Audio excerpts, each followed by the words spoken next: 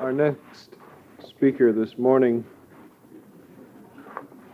brings to us an Irish birth, a Scottish ancestry, British education, or English education, and as he puts it, an American curiosity.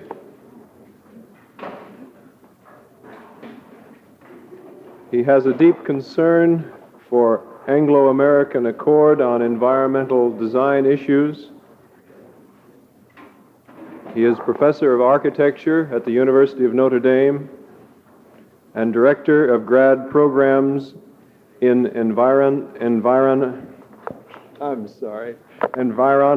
studies. Professor Patrick Horsbrugh. John, indeed. Can I get you to repeat collectively? Environic. It's quite simple. It's all in the dictionary, and nobody is attempting to impose upon you. But John Russell, distinguished speakers, students of future leisure, I hope that weighs upon you, because I believe that it is something that we have benefited enormously as a result of being brought together here. But before I start, I must thank Patrick Doyle for stirring my memories, particularly imagine Eartha Kitt. I was delighted with that, but I see she has swollen somewhat since I remember her, and might be described even now as becoming all-embracing environic kit, or environmental all-encompassing kit. However, I want to emphasize just a few points before sharing this rostrum with my environic colleagues, by suggesting to you that historians of the 20th century will record that we were enthralled with the prospects of leisure, and that we were so much in the enthrall of time spent in the state of leisure that the search for enjoyment becomes so excessive that it produced environmental effects that constitute an overwhelming social burden, which you as a generation are going to have to carry. And I must interject here, if you will permit, some reference to Knut Fries's magnificent slides and qualities of design, because in the environic program we attempt to emphasize and treat the buildings in the landscape in those terms of sand and design in terms of samotecture, and with respect to the vegetation in synecotecture. So maybe we can discuss that at a later date if you come to Notre Dame or if we are invited to return here.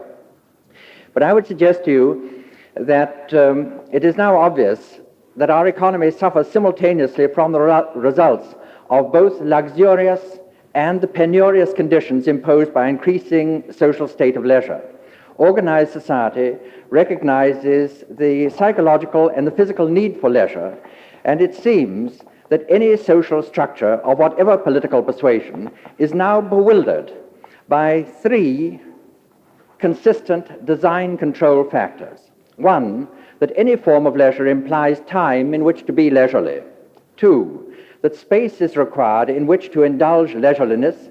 And three, that special design talent is now needed wherewith to compose and promote such activities within the environic disciplines that prevail, recognizing recreation as an essential social obligation. Indeed, it should be acknowledged that recreology is the ultimate social art, and that the state of leisure represents the climax of cultural reach.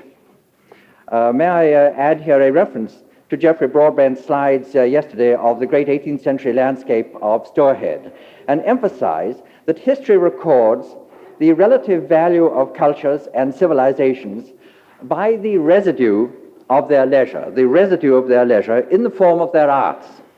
And I am seriously concerned that the residue of 20th century leisure, and of the American forms of leisure in particular, may be recorded in something less than the quality of the arts. As the name of this symposium confirms, the leisure dilemma is global in scale, and its detrimental effects upon the environment are becoming ever more destructive, and as the very conditions most desired require global coordination in their remedial responses.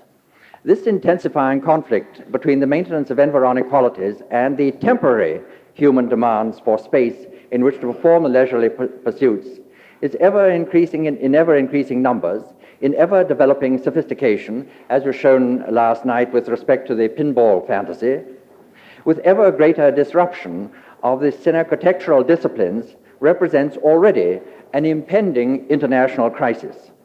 The design professions, as represented by this College of Architecture, Planning and Landscape Design, have fretted long enough over the prudent limitations of what may be done in face of the imperative physical urgencies that now confront those areas of the earth where the populations are in an increasing state of enforced leisure by reasons of poverty or achieved leisure by means of affluence. Both states are devastating to the environic consequences and in their economic degradation and in their spiritual debilitations. It is essential now to declare the social significance of the emerging science of recreology that treats with the human phenomenon of leisure and of recreation in all its variations, from poverty to luxury. The concept of recreation, passive and active, is dependent, however, upon the time and timing of such pursuits, and upon the place and the conditions that temper the nature of the recreation indulged. The physiography of recreation, physiography is the word, not as printed in the program. The physiography of recreation, the nature and controlling disciplines of form and conditions of the selected place of recreation, requires now to be identified, reviewed, classified, and accepted as a territorial, littoral, marine, and aerospheric basis for the better planning of the leisure environment to ensure that all forms of recreation are provided according to the particular restrictions imposed by the character of the landscape, seascape, townscape, or enclosure in which the recreational facilities are performed. The science of recreography determines whatever these characteristics may be and the effects of climate, material, place, season, and ecology, etc., upon all recreational pursuits. For instance, Dr. Thomas Burton's example yesterday of the Ottawa skating canal was an excellent example of the practice, of recreographic practice. Recreography includes the influence of ethnic origins, of social customs and economics. It is especially concerned also with the biotic tolerance of the ecology and of the landscape materials generally, and with the consequences of when abrasive abuses exceed those material tolerances. The necessity of these complementary sciences, recreology and recreography, arise naturally from that of hedonology, the doctrine and ethics that treat with pleasure. The pursuit of pleasure now represents so great a part of the experience of leisure, of recreation, and of happiness, and constitutes so great an influence upon the social routine and the economic structure of our time that full-scale research must bring the subject of recreography to the forefront of professional planning, practice, and design.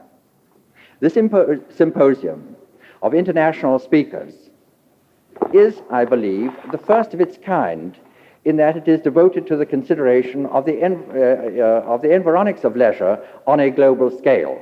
And the program refers to Arabia, Canada, Britain, and through Mr. Negroponte, Greece. This symposium recognizes also the significance of this moment, 1975, an ominous and vital period in the destiny of mankind, by no matter what calendar measurement may be used. And I think that Charles Sappenfield and Marvin Roseman and John Russell must be given great credit for their initiative in bringing us together. And you may be interested to know that this symposium follows immediately upon the workshop held at Sea Pines Plantation, Hilton Head Island in South Carolina, co-sponsored by the University of Georgia and the University of Minnesota, devoted to vacationscape and the design considerations that are thereby implied. The prudent choice of Sea Pines Plantation for such a pioneering workshop deserves record, For this littoral resort represents the most original, far-sighted, standard-setting, and design-disciplined recreational investment that has yet been planned in these United States. And this opinion is shared, I believe, by William Hausman, from whom we heard this morning, who has confirmed this design initiative by an award of excellence given by his critical Environmental Monthly magazine. It demonstrates an environic accomplishment that is indeed of global significance, for it is gratifying to know that the first major Arab territorial investment in these United States has not been made in the forms of Miami-like construction, but in terms of sea pine standards of littoral resort planning at Kiowa Island in South Carolina. The Kuwaiti government is to be congratulated on commissioning Mr. Charles Fraser, so ably represented here by Glenn McCaskey, from whom we heard last night, whose philosophical paper so eloquently expresses and confirms the ability of the Sea Pines Company to create an enviro-compatible resort designed upon advanced theories and planning experience gained from intense environic studies previously required for the distinctive design of island characteristics at Hilton Head and at Amelia Island and elsewhere. Now, this symposium is confirming, therefore, on a global scale, that which was recently acknowledged by those experienced in designing for a very different climatic and landscape characteristics of Georgia and Minnesota. Other people and other motivations must now be recognized as having developed their own forms of leisure, their own distinctive environments, and their own pastimes and pleasures. The urgent significance of recreography is recognized at the University of Notre Dame and forms a particular feature of the two-year graduate program in environic studies. Emphasis is given to the design interpretation of place, activity, and emotional change of those engaged in recreations and sports of every kind. A special emphasis is given to the educational and experiential capabilities inherent in a particular activity, whereby the individual may become more attuned to the environic disciplines that prevail and behave with sympathetic response to them. In brief, we are especially concerned with the fact that recreation and education are becoming synonymous. Three graduates from different stages in the environic program have been invited by the symposium organizers to convey something of their studies and their fundamental motivations.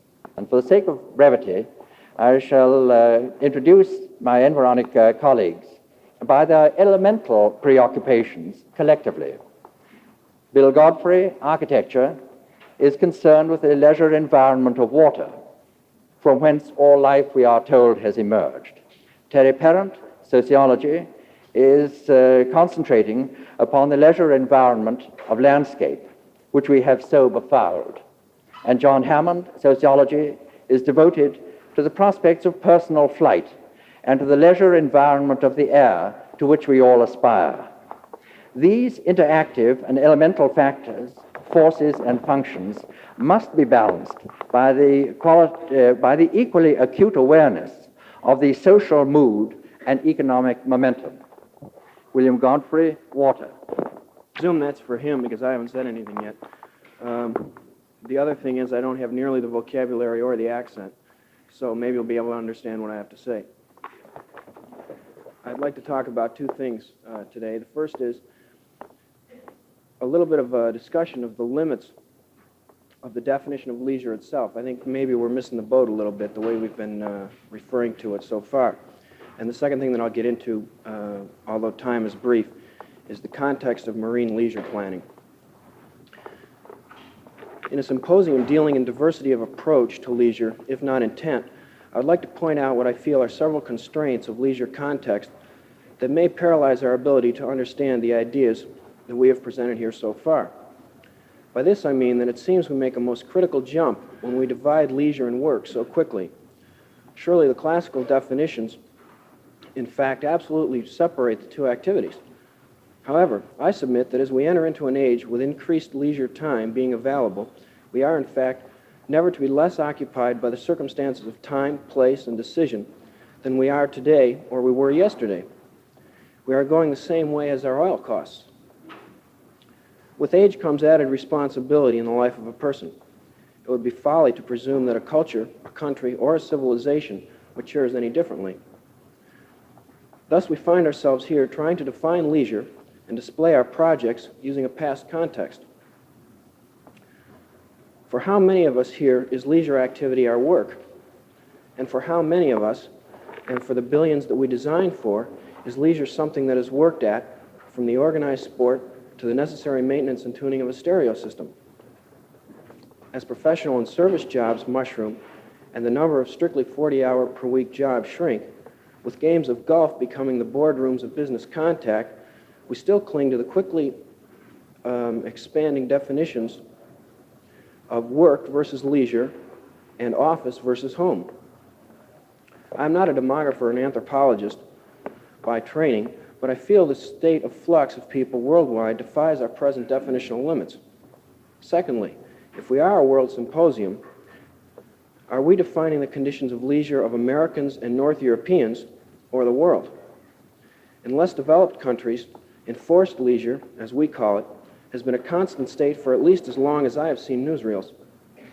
Yet we still try to maintain the definitions that separate a person's work from his leisure, the glass office box from the suburb. Having pursued work and leisure as their definitions define them, we have paralyzed ourselves to solve our general disenchantment, as well as further committing ourselves to that disenchantment. We have segregated a vital element of what Dr. Burton yesterday referred to as being the focal point of leisure, namely choice. I'm not speaking of choice to swim or choice to read, but the choice of their context. We must allow a person the obvious choice to work and be leisurely at the same time. Perhaps implicitly we realize this lack, but we continue to try and define within the definitions, becoming closed-minded, and in frustration, we say the failing must be in the lack of innovation or in the lack of diversity. Secondly, we have not taken a cue from the constructive historical examples, since this new freedom of style has been growing on the horizon for generations, varying only in the degree of inevitability. And thirdly, we have not designed by design, but rather pursued design per se, or innovation per se. This brings me to the edge of my field of interest, which is tolotecture, that is, the design and construction of littoral and offshore regions. The oceans are a part of a whole, a world where man, too, is a part, a powerful context which he must respect. It imposes design disciplines which are not his own, since his natural element is land. Just as in air, when in or on the water, man is in a perpetual state of motion, whether actual or apparent. I believe this difference lends itself to the lesson we have failed to learn on land, and possibly the experience of men with seas could serve to enlighten men as to the nature of the beast that they ride, whether it be land, water, or air. Men have crossed the seas for ages, but not in number sufficient to learn respect for the seas as a population or as a people. Yet upon approaching the shoreline, one encounters the most fragile of the Earth's ecosystems, the most easily damaged by storms, erosion, pollution, overpopulation. It is with this warning that the seas begin to speak. Till now, the seas have been used for two purposes, for commerce and for recreation, and one is immediately struck by the scale changes of men's activities. That is, the amount of control on land versus the amount of control man has over the seas. It's true that there's 200,000 plus ton supertankers to ply the seas, but what displacement do these represent when compared with the displacement of the ocean itself? Yet what spread does one oil spill have? What effect does it have on the marine population? The same is true with marine recreation. Their numbers divided over the surface area becomes trivial, yet their effect is tremendous, since they normally operate in the most delicate areas, that is, the coastal zones. The additional problem is that the present marine vessels, as they're designed, are designed probably for the wrong criterion. Again, the criteria and the context, which I initially spoke of, could stand some redefining. Up till now, the purpose of any vessel has been to float, to be propellable, and to be economical. Economics of scale have been internal to the business concerns.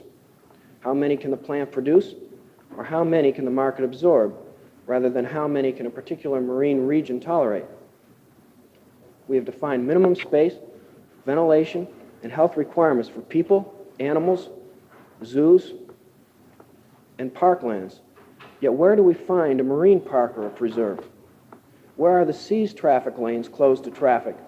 Where are they reforested and access limited only to skin divers? Where do we find marine planning institutes in addition to the institutes for exploration and research? The need is there, and marine recreational planning is the first obvious step, since it affects the immediate well-being of the largest number of peoples, those being the peoples who live along coastal regions and along inland waterways. They're affected at a very personal scale every day, whether you want to define it in a working or a leisure context.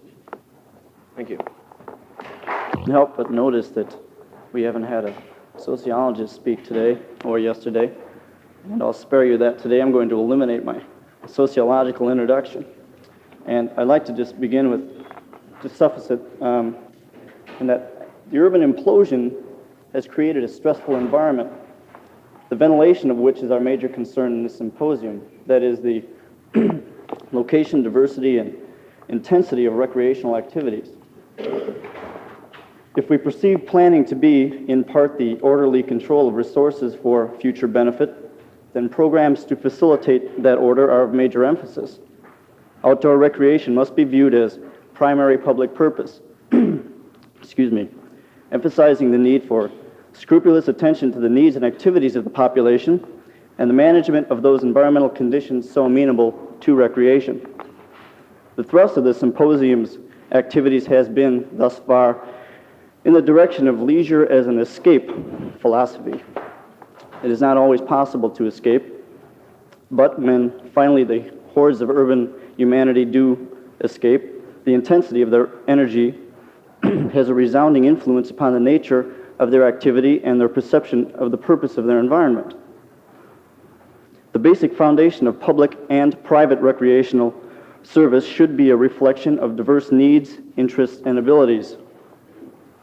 It is of the utmost importance, however, to cultivate a universal set of values pertaining to the maintenance, preservation, and enjoyment of the natural condition. Recreation, therefore, must be educational. When is an individual as environmentally sensitive and environmentally educable as when he is enjoying himself and in communion with the natural forces and factors? I would like to share with you this morning two recreo-programmatic philosophies of very different organizations. The first of which is the play for the sake of play doctrine indicative of the New Games Foundation, a non-profit organization under the supervision of the Bureau of Outdoor Recreation and the Department of the Interior. New Games is not a structure, it's a concept. And that's very important. We haven't dealt with a conceptual framework today. It changes, it's reinvented. Its programs are definitely not for watching. New Games is the creation of new games, environmentally sensitive games, for creative play and stress-free play. New Games has been a tournament of thousands requiring mass transportation, communication, recycling of waste, first aid, and food service. It is also two people walking into a park with nothing to do but play. The New Games concept grew out of a desire to allow the individual a more flexible, free, and fun education conducted primarily on his own. The architect of this concept is Stuart Brand. We've heard of Stuart Brand just this morning. Mr. Hausman mentioned him as the originator of the Whole Earth Catalog. Stuart gets around. The power of play is a force of aggression relief without the regimentation of a more traditional sports activity is exercised through the New Games activities. The games invite invention, and they do not tolerate spectatorism. New Games can be an effective force in breathing new life into programs of public park and recreation departments. New Games fosters a sense of pride in one's actions while reinforcing the ethic of interdependence with the play medium, the natural environment. The second programmatic philosophy comes to us from across the seas in Norway. The Royal Ministry of Church and Education has included in its curricula for elementary and secondary schools a new teaching syllabus emphasizing ecological and environmental considerations. Most importantly is the manner in which the subject is approached. School games now include games of environmental and ecological value. Specifically, orientering, the game I'm concerned with, has been incorporated as a necessary part of the learning process. Orientering had its origins as a military maneuver to facilitate the rapid convention of widely scattered troops in a diverse landscape for the purpose of defense actions. As a game, orientering aims to teach all pupils to find their way in an unknown country with the aid of maps, compasses, and a trained environic sensitivity. These programs briefly give you an idea of the place of education within recreation. I appeal to all of you present, architects and planners and students and lovers of leisure, to encompass the educational directives that must necessarily ensue to avoid further misuse of our lands and waters. And in Ian McHarg fashion, I might just say that as planners we can help man seek and find his creative role. And now I'd like to present to you Mr. John Hammond, who is going to speak to us about the increased opportunities that the era affords us. Thank you. I'd like to compliment the students on their organization of this auditorium. If you haven't noticed by now, every device in here creates recreation in or from the air, and for me it is well taken. Recreational use of leisure is as old as civilization, but unfortunately understanding has not come with age. Recreation must be studied because of the impact it has on man's routine and the environment. I would like to congratulate Ball State for their beginning. If understood, recreational designs could be planned with insightful creativity rather than the trite techniques of the past.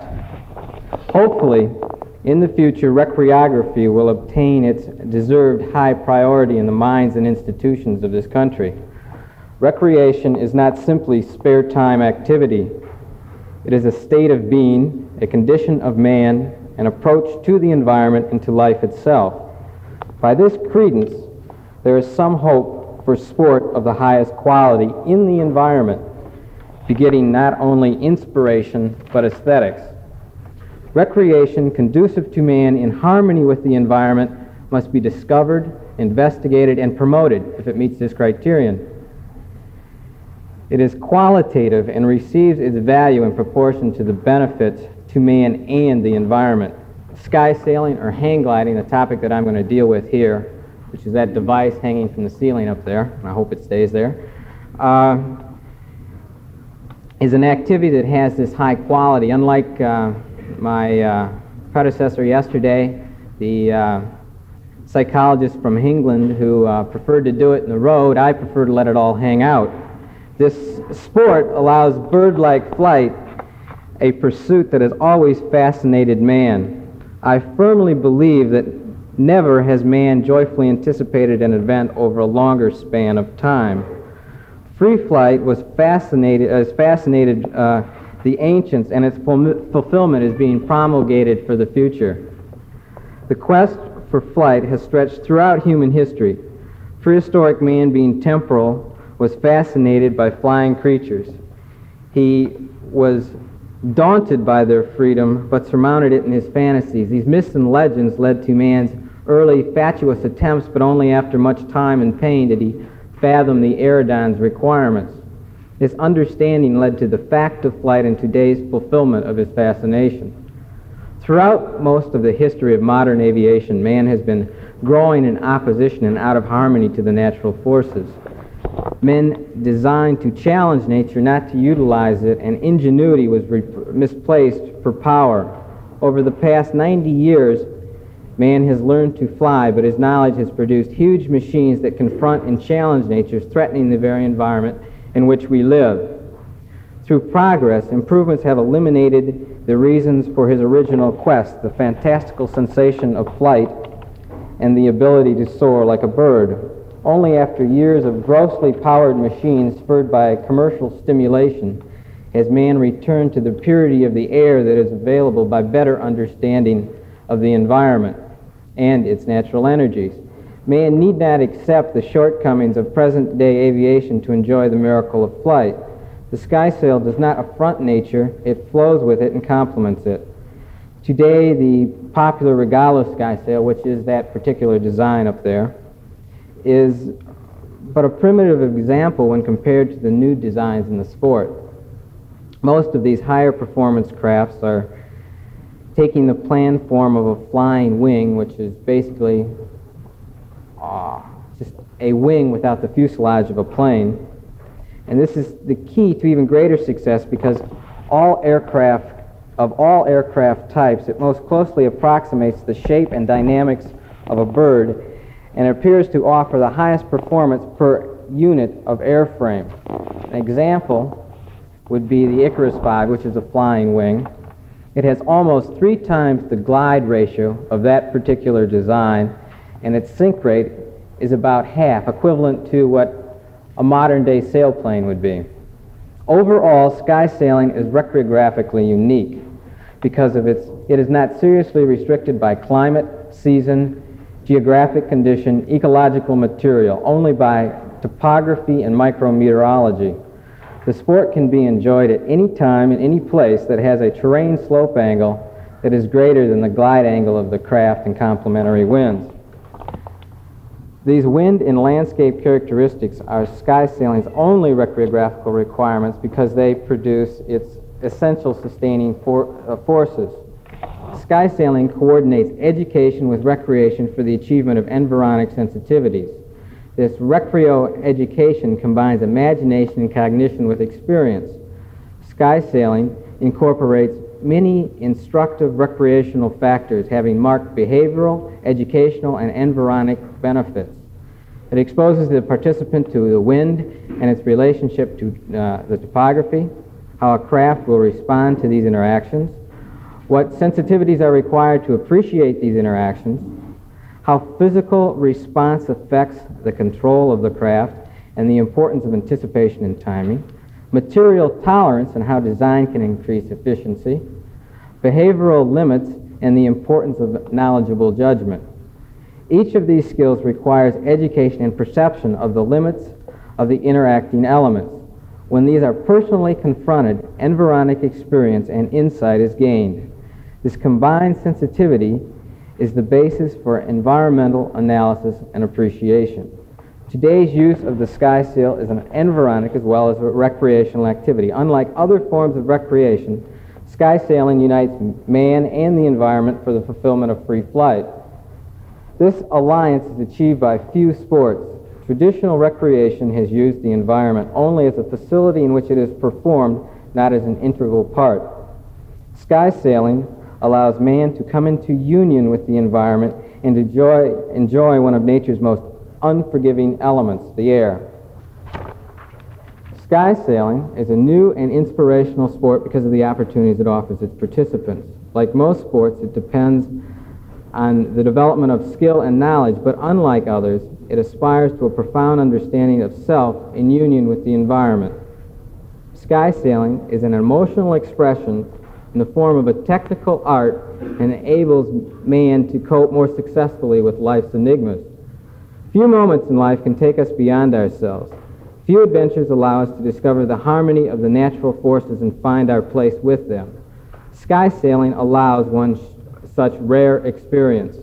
By fulfilling our age-old dream of flight, we have achieved a new awareness, and man is gifted with the power to overcome his severest limitation.